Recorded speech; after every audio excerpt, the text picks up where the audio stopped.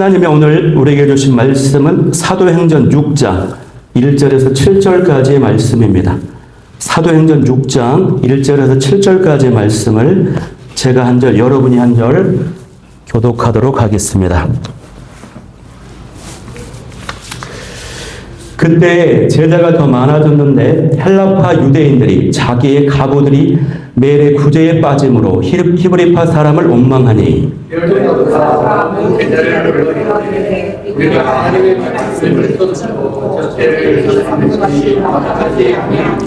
형제들아 너희 가운데서 성령과 지혜가 충만하여 칭찬받는 사람 7을 택하라.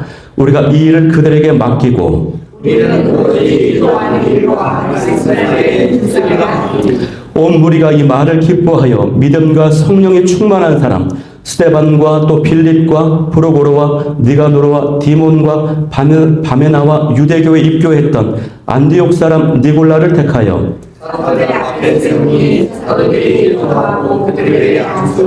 함께 읽겠습니다. 하나님의 말씀이 점점 왕성하여 예루살렘에 있는 제자의 수가 더 심히 많아지고 허다한 제사장의 무리도 이 도에 복종하니라. 아멘. 네, 감사합니다. 오늘 저는 선택받은 일곱 일꾼이라는 제목을 가지고 말씀을 나누도록 하겠습니다. 네, 오늘 읽었던 이 본문은요, 사도행전 6장 전반부 말씀입니다. 교회 일꾼으로 7명의 집사가 세워지는 내용이에요. 우리가 오늘 이 본문을 잘 살펴보면은 교회 직분이 어떻게 해서 시작이 되었고 또 직분이라고 하는 그 의미가 무엇인지, 역할이 무엇인지, 또 하나님께서 원하시는 그 자격 기준이 무엇인지에 대해서 알 수 있습니다.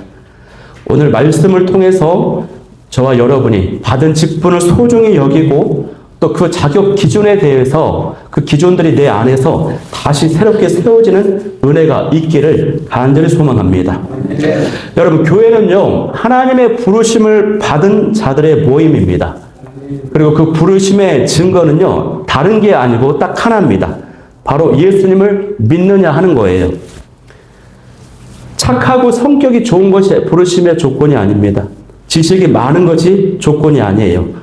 성질이 고약해도 예수님을 믿는다면 교회의 일원이 되는 것입니다.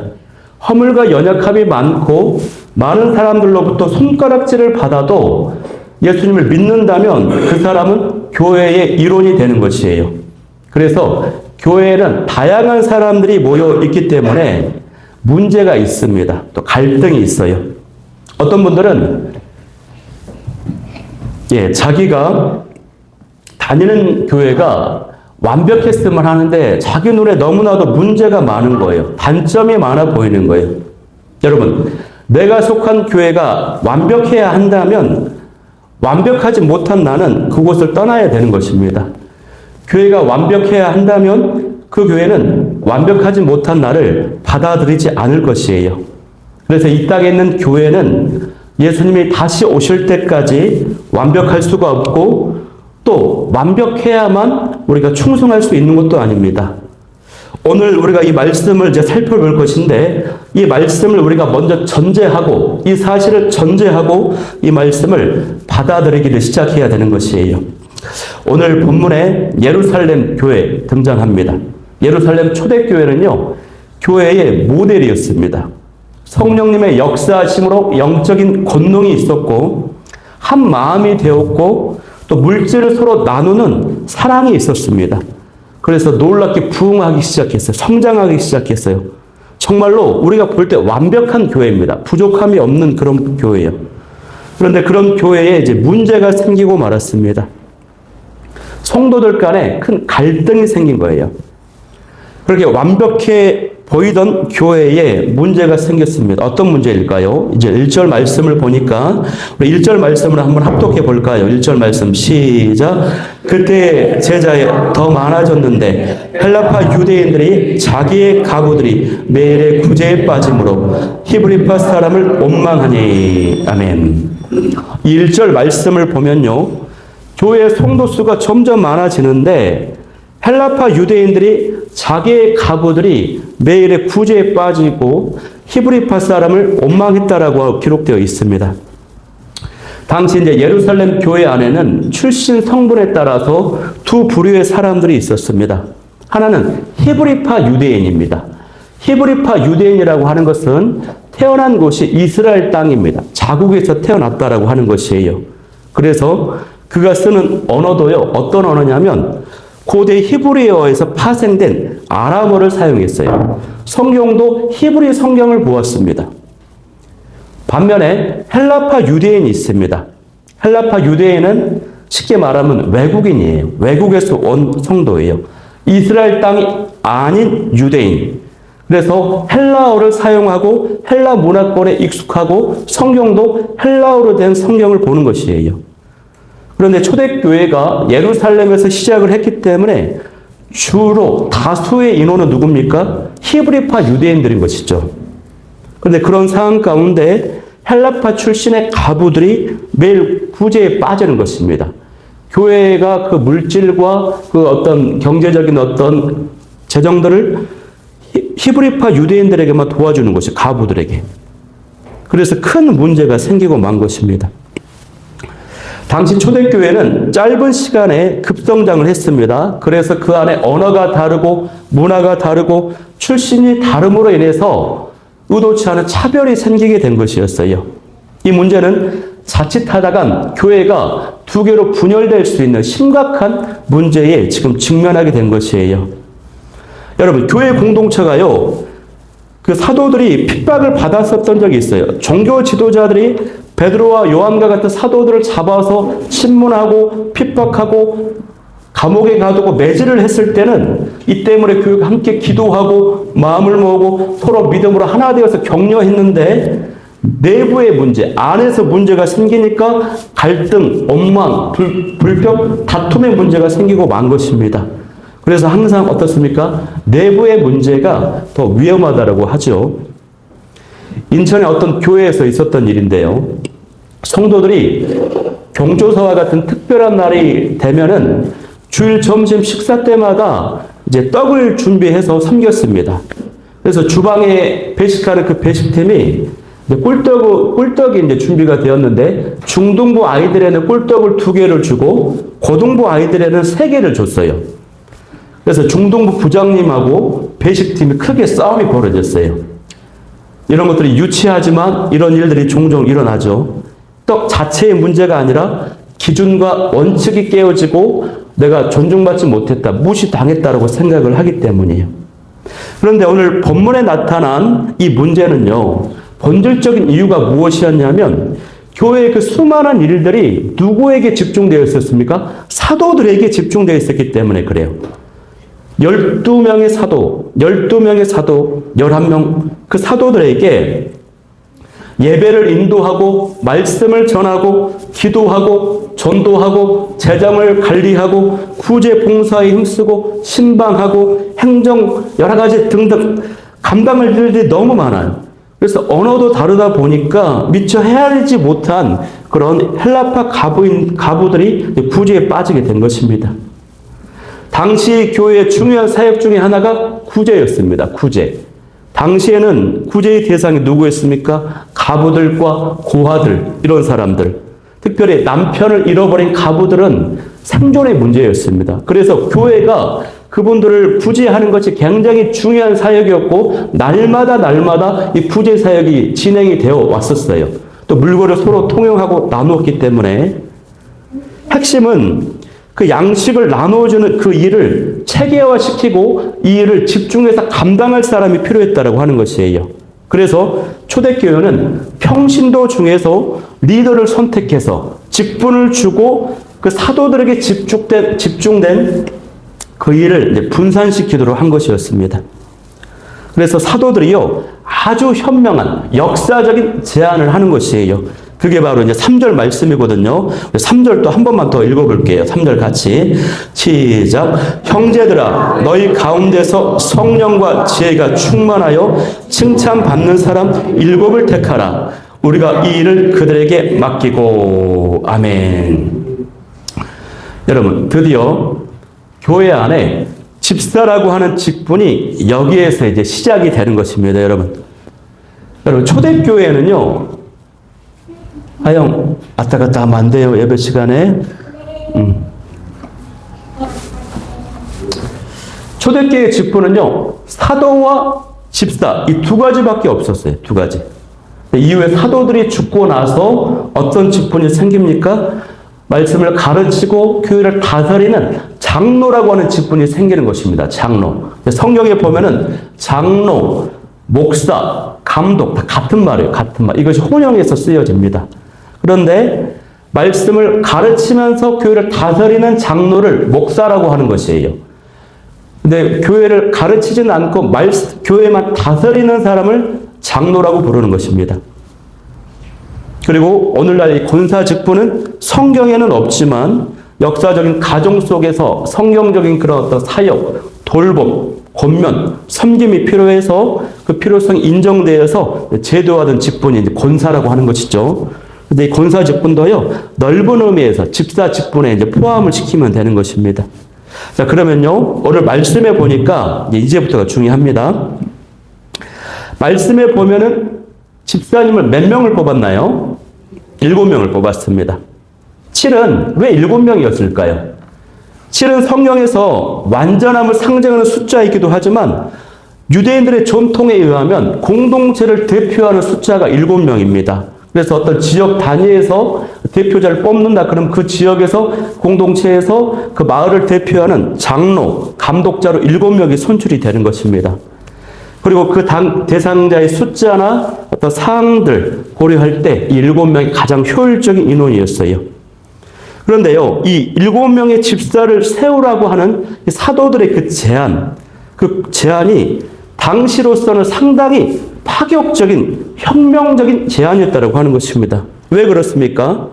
사도들에게 집중되었던 리더십과 고난과 위치와 그 역할을 평신도에게 나누어주는 것이에요. 이것이 사도들의 입장에서는. 리더십을 나누어주는.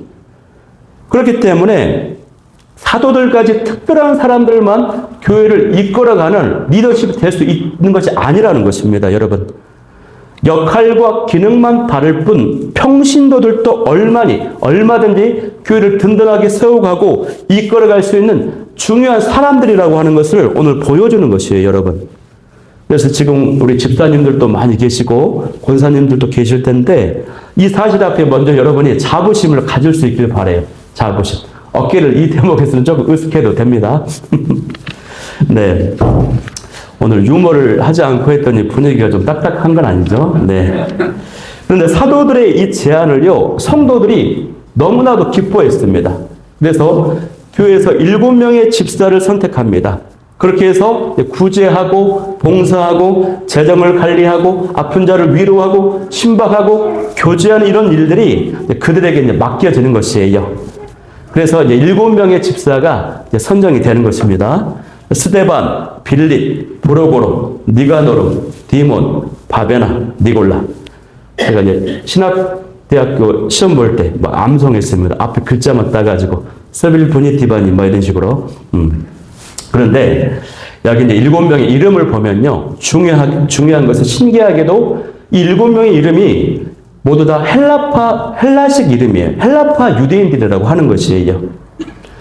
이 7 집사가 모두 헬라파 출신으로 선택된 이유는 뭐냐면 그 문제의 원인이 헬라파 가부가 소외에 들었기 때문에 거기에도 있었지만 여기서 우리가 알 수 있는 건 뭐냐면 초대교회 공동체의 구성원 대다수가 히브리파였지만 그 대다수 히브리파 유대인들이요, 소수의 그 헬라파 유대인들에게 힘을 실어준 것입니다. 선의로 헬라파 유대인들을 뽑아준 것이에요. 이것이 굉장히 공동체의 아름답고 성숙한 모습을 보여준 것입니다, 여러분. 그렇기 때문에 이 사실을 통해서 우리가 알 수 있는 게 뭐냐면 당시에 그 히브리파와 헬라파의 원망과 갈등은 의도적인 것이 아니었다라고 하는 것이에요. 어떤 의도를 가지고 차별이 되고 파벌을 형성한 것이 아니라 행정상의 미스였어요. 어떤 사항으로 인해서 불가피하게 벌어진 일이었다라고 하는 것입니다. 그래서 히브리파 유대인들이 7명 헬라파 출신들에게 선택을 딱 해준 것입니다, 여러분. 그래서요, 교회 안에 많은 어떤 갈등과 다툼, 이 문제는요, 사실 들여다보면은 소통이 잘못되어서, 소통이 오해되어서 생기는 경우가 굉장히 많습니다. 이럴 때 성숙한 모습으로 소통을 해서 풀어야 되는 경우가 많아요. 어떤 교회 순장님이 순원들의 주일 예배 출석 사항을 파악을 해가지고 카톡으로 우리 교구 목사님에게 딱 보고를 했습니다. 교구 목사님이 너무 감사해가지고 카톡으로 답변을 하는데 항상 감사합니다라고 답변을 한다고 하는 것을 오타 실수로 항상 감시합니다 이렇게 쓴 거예요. 근데 그 교구 목사님이 자기가 오타를 한지를 모르고 이제 지나쳐 버렸어요. 시간이 하루 이틀 막 지나가는 거예요. 근데 그 받은 순장님은 아니 항상 감시한다고 출석 보고를 잘하는지 안 하는지 출결을 감시한다 이렇게 이제 오해를 하시는 거예요. 올해 지금 상처가 곪아가지고 굉장한 그 목사님한테 원망과 불편이 막 쌓여가지고 나중에 보니까 오타했다라고 하는 것이에요. 이처럼 성숙한 소통의 자세로 또 이렇게 풀어가면은 얼마든지 풀리는 것이 굉장히 많아요. 그런데 여기 7 집사가 모두 또 헬라파 출신이라고 하는 데에는 숨어있는 메시지가 있어요. 그건 뭡니까? 헬라파 집사님들은요, 당시의 세계가 헬라 문화가 가득했기 때문에 이방 세계의 그 어떤 곳에 가더라도 그 언어와 문화와 정서적 측면에서 쉽게 접근을 할 수가 있는 것입니다. 이 리더, 평신도 7명이 어떤 지역에 가서도 복음을 전할 수 있는 그런 사람이 뽑혔다라고 하는 것은 뭡니까? 하나님께서 이 교회의 방향을 이제 이스라엘 중심에서 이방 나라의 온 세상으로 이제 옮기도록 할 것이라고 하는 그 상징적인 메시지가 또 여기 들어있어요. 또 이것을 다른 측면에서 보면 어떤 의미냐면 이제 곧 스데반 집사님이 순교를 당하고 교회가 흩어지거든요. 조직적인 핍박이 시작돼서 흩어지게 되는데 이거 어떤 의미입니까? 곧 이제 얼마 있지 않으면 교회에 임박한 핍박이 시작될 것이다라고 하는 이런 의미가 여기 들어있는 것입니다. 그런데 오늘 말씀의 제목이 선택받은 일꾼이기 때문에 우리가 살펴봐야 되는 중요한 것은요, 이제 5절 말씀인데, 5절 말씀에 보니까 온 무리가 이 말을 기뻐해서 7명을 선택했다라고 되어 있어요. 그러니까 이 7 집사의 선택은요, 특정 사도의 몇 명의 결정이 아니었습니다. 어떤 유력한 몇몇 사람들이 결정한 것이 아니고 교회 전체의 결정이었어요. 모두가 함께 결정해 준 것입니다. 교회 전체가 함께 결정했다라고 하는 것은 누굽니까? 사람이 결정한 것이 아니라 하나님이 선택하고 부르셨다라고 하는 사실이에요. 이것이 중요해요. 직분은 누가 주셨다? 하나님이 주셨다라고 하는 사실이에요. 우리가 직분자가 얼마나 많습니까? 교회에 보면은 집사님, 권사님, 우리 옆집에도 우리 이 권사님, 앞집에도 뭐 권사님, 뒷집에도 뭐 문집사님, 집사님, 권사님이 너무나도 많기 때문에 교회에서 주는 이 직분을 아무나 주고 아무나 받고 흔하디 흔한 평범한 가벼운 것으로 생각을 할 수가 있습니다. 그런데 아닙니다, 여러분. 하나님이 친히 세우신 고귀한 직분이고 이처럼 성령적인 역사와 배경과 의의를 가지고 있는 것이 우리에게 주어진 직분이라고 하는 것이에요, 여러분. 그래서 6절에 보면 사도들이 기도하고 그들에게 안수하고 공적으로 인정을 받게 되었습니다. 사랑하는 직분자 여러분, 우리 권사님, 집사님 여러분, 교회의 직분은 하나님이 주신 고귀한 것입니다. 하나님이 세우신 직분 중에요, 우습거나 가벼운 직분은 하나도 없습니다. 직분을 가볍게 여기는 사람만 있을 뿐이에요, 여러분. 우리 모두는 직분을 소중하게 여기며 잘 감당하는 여러분이 될 수 있기를 소망합니다.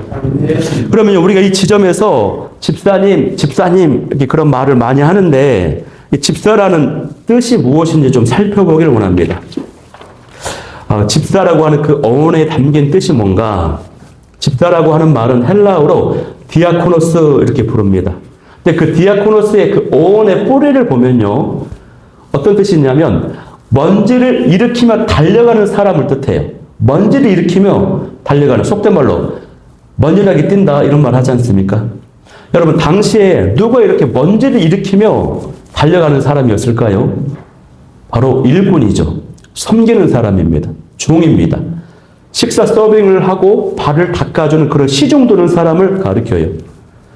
또 먼지나게 달릴 정도로 즉각 반응하는 그런 사람입니다. 여러분.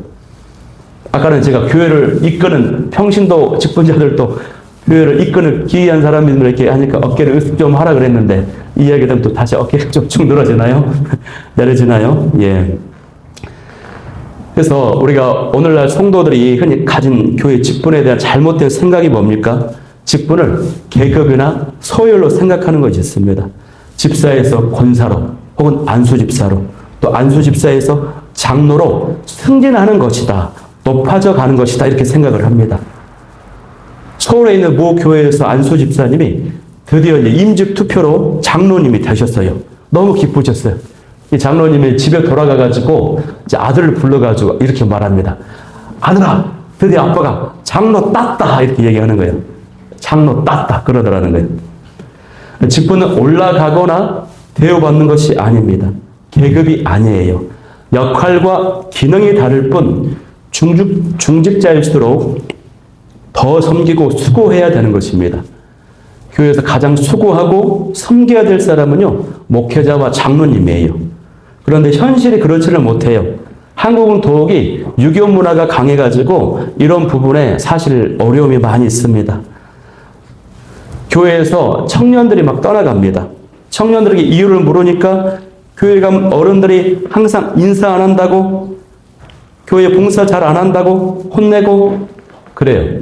그래서 어느 날 교회에서 청년 이탈이 심각해졌습니다.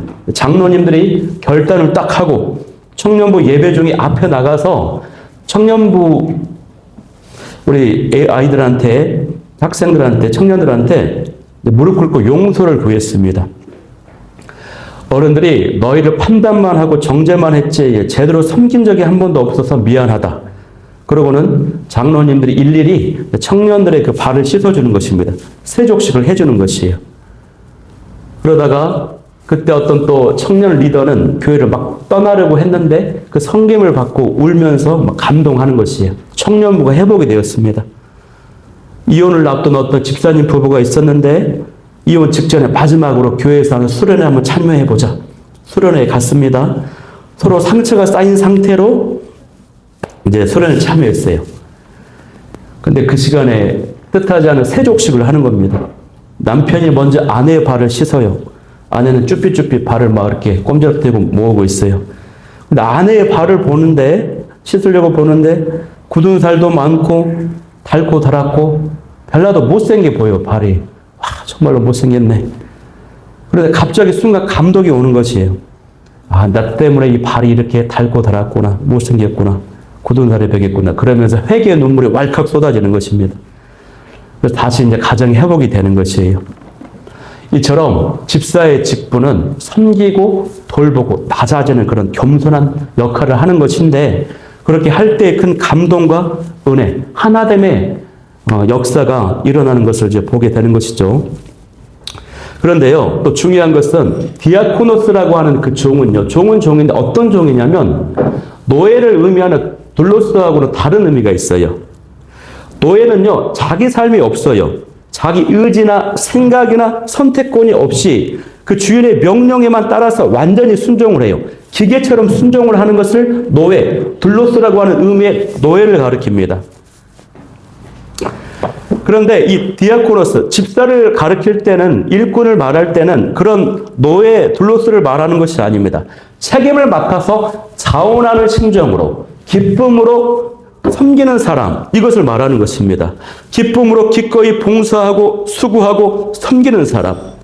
교회 직분자들이 바로 그런 사람들이라고 하는 것이에요. 억지로, 인색함으로 일을 감당하는 것이 아니라 기쁨으로 자원하는 마음으로 섬기고 봉사하는 분들.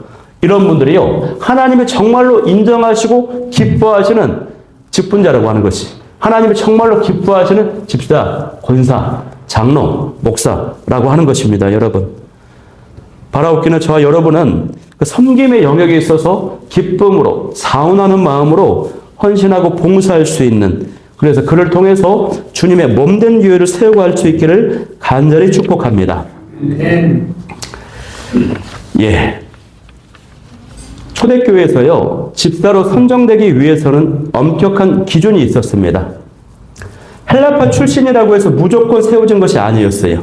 오늘 본문에 3절과 5절 말씀을 보면은 집사 기준이 4가지가 나옵니다. 또 사도 바울이 디모데에게 보낸 편지 디모데전서 3장 8절에서 10절 말씀을 보면요. 그 집사의 자격이 제시되어 있는데 거기에는 6가지 또 자격 조건이 나와요. 여기 본문의 4가지와 또 사도 바울이 언급한 그 6가지를 합하면 몇 개입니까? 10개입니다. 10개. 예. 자, 제가 디모데전서 3장 8절 9절 말씀을 한번 읽어드릴게요. 잘 들어보세요. 이와 같이 집사들도 정중하고 일부 이언을 하지 아니하고 술에 임박이지 아니하고 더러운 이득을 탐하지 아니하며 깨끗한 양심에 믿음의 비밀을 가진 자라야 할지니라. 아멘. 자, 본문의 4가지와 또 디모데전서에 언급된 6가지를 합하면 10가지인데 자격 조건이 굉장히 까다로워 보이죠. 와, 이거 하나하나 들으면 나는 도달을 못해가지고 좌절감, 낙심이 생길 것 같은데 하나님께서 좌절감 느끼라고 하는 것이 아니라 그만큼 직분자를 또 교회를 아끼고 사랑한다라고 하는 뜻이거든요. 제가 이제 10개를 간략하게 소개를 해드릴 때 여러분 마음속에 각 항목당 10점 만점에 머릿속으로 혹시 뭐 볼펜 적어보세요. 아, 이 부분은 내가 7점이다, 8점이다. 자체평가를 해보는 것이. 그리고 100점 만점에 10개 항목이 몇 점이다. 일단 식사하면서 가볍게 또 나눠볼 수도 있고 안 할 수도 있고. 오늘은 설교 시간인데 무슨 채점 하듯이 하는 것 같아요. 네. 그런데요. 그 전에 한 가지 또 살펴봐야 되는 게 뭐냐면 디모데전서 3장 말씀에 보면은 집사의 자격을 말하기 전에 그 직전에 장로와 목사를 의미하는 감독에 대한 자격을 이야기해요. 자격 조건. 그런데 목사와 감독의 그 자격 조건하고 집사 직분에게 요청하는 자격 조건이 많은 부분 비슷합니다. 겹쳐 있어요. 이것은 무엇을 말하는 것입니까? 초대교회 집사들이 단순한 봉사자가 아니라 장차 감독으로 목사로 세워질 그 가능성과 잠재력을 가진 사람들이었다고 하는 것이에요, 여러분. 다시 말해서 당시의 집사 직분을 받는다라고 하는 것은 오늘날로 말하면 미래의 사역자, 미래의 목회자로 준비되는 가정이었다라고 하는 것이에요. 그래서 이 집사라고 하는 그 직분 안에 영적인 무게감과 함께 하나님께서 그 집사 직분자에게 기대하시는 그 사람에게 두신 기대가 굉장히 크다라고 하는 것을 우리가 알 수 있는 것이에요. 초대교회에서 집사의 역할과 책임이 매우 컸습니다. 영향력이 컸어요. 리더십이 컸어요. 그리고 그 집사의 그런 모습은요, 오늘날 시대가 달라졌다고 해서 다르지 않습니다. 왜 그렇습니까? 하나님께서 어제나 오늘이나 동일하신 분이시기 때문에, 교회의 본질이 어제나 오늘이나 동일하시기 때문에, 직분에 담겨있는 그 의의가 그때나 오늘이나 동일하기 때문에 똑같다라고 하는 사실이에요. 자, 그러면 10가지. 첫 번째는 뭡니까? 성령이 충만한 사람입니다. 오늘 말씀에 형제들아 너희 가운데서 성령과 지혜가 충만하여 칭찬받는 사람 그랬죠. 먼저 성령이 충만한 사람. 나는 어떤 몇 점일까? 그 부분에. 내 안에 성령께서 거하심을 확신하고 성령의 인도하심과 다스리심을 받으며 성령의 열매를 맺는 사람. 10점 만점에 몇 점 한번 체크 한번 해보세요. 두 번째는 지혜가 충만한 사람입니다. 지혜가 충만. 지식이 많다라고 하는 것이 아니라 어떤 지혜냐면요. 분별력이 딱 있는 거죠. 통찰력이 있고 판단력이 있어요. 어떤 문제를 해결하는 그 능력이 있어요. 그래가지고 그 지혜를 통해서 교회 공동체에 유익을 끼치는 사람. 이것을 말하는 것입니다. 세 번째, 칭찬을 받는 사람이에요. 공동체로부터 좋은 평가, 좋은 어떤 칭찬을 들어서 입증이 된 사람입니다. 이것은 일시적인 것이 아닙니다.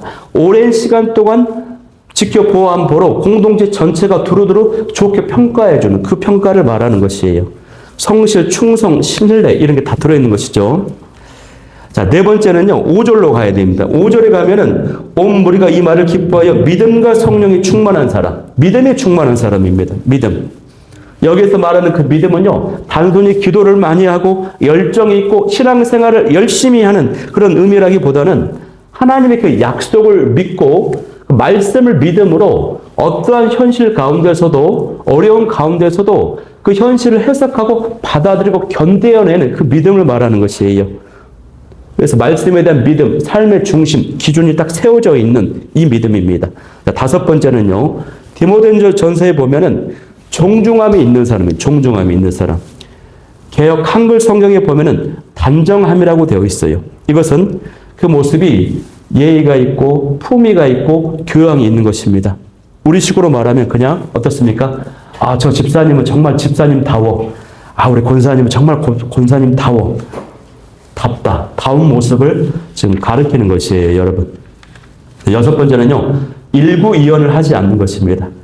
쉽게 말하면 한 입 갖고 두말하지 않는 것.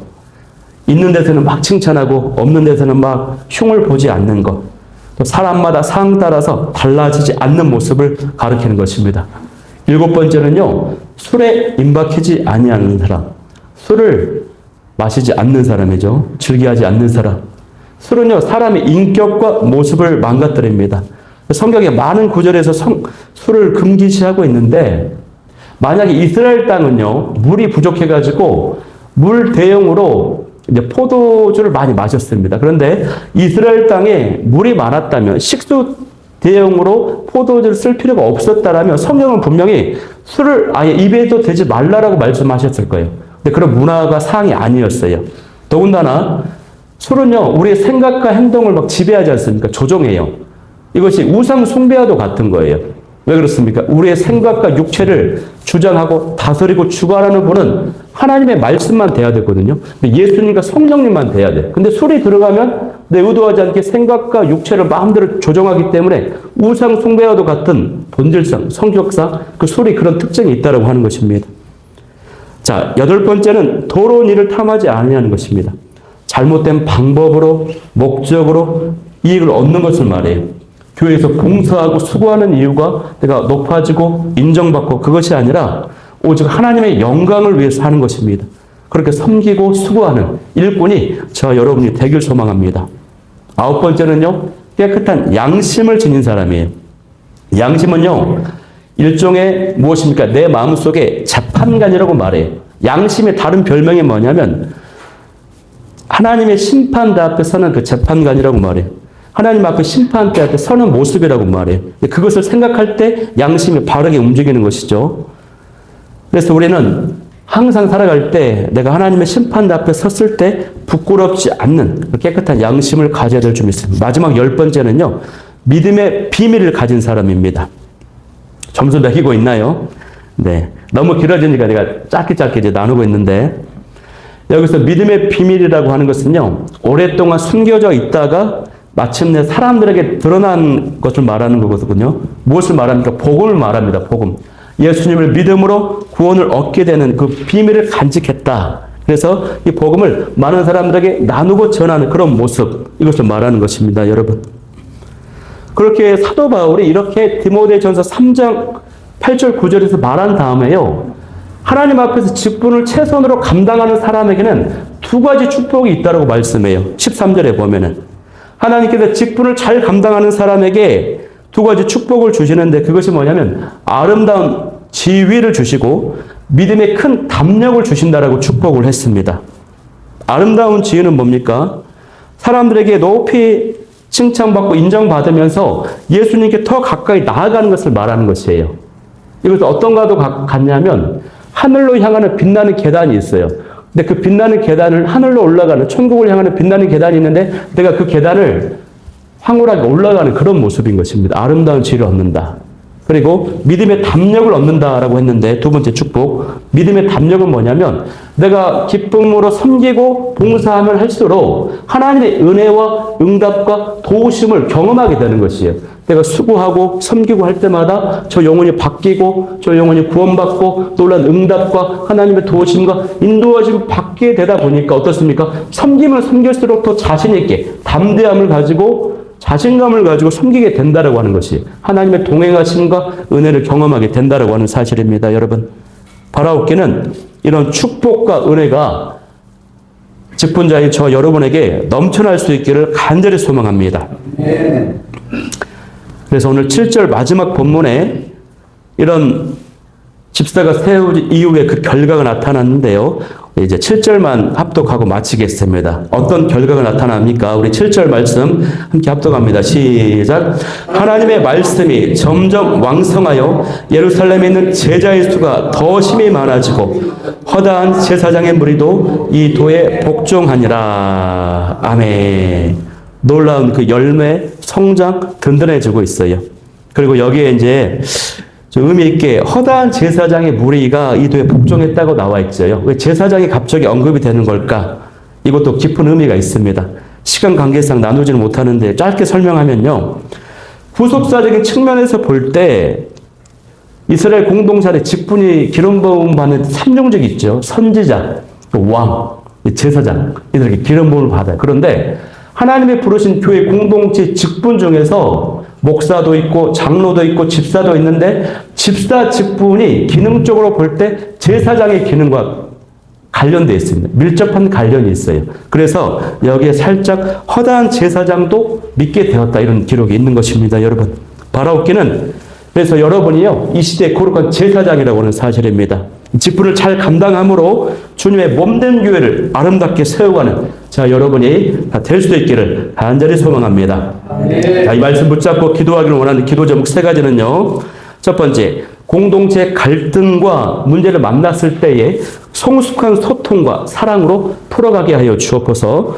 두 번째는 하나님의 주신 직분을 소중히 여기고 섬김과 자원함의 자세를 허락하여 주옵소서. 세 번째는 직분의 이 기준, 10가지 기준이 다시 한번 내 안에서 새롭게 세워지고 정립되어서 교회를 든든히 세워가는 하나님의 기뻐하시고 인정하시는 직분자로 다시 결단하며 고백하게 하여 주옵소서. 이 기도 제목 가지고 나아가기를 원하고요. 특별히